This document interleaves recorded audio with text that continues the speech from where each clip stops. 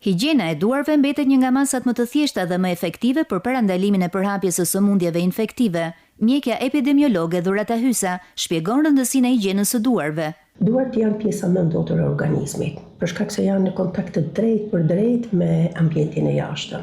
Një pjesë e mikrobeve e baktereve janë tepër të dëmshme për organizmin e njeriut, për shkak se bëjnë transmetimin e sëmundjeve infektive. Larja e duarve shpesh nuk realizohet në mënyrë të saktë nga qytetarët. Do një periudhë 20 deri në 40 sekonda për larjen e duarve, mes gishtave, tek majat e thojve, me qëllim që të bëhet ngordhja e baktereve. Formimi i zakoneve që në moshë të hershme ndikon ndjeshëm në sjelljet higjienike gjatë gjithë jetës. Fëmia duhet të edukohet para ngrënies, mas daljes nga tualeti, në prekjen e objekteve të ndryshme të cilat kanë shumë mikrobe.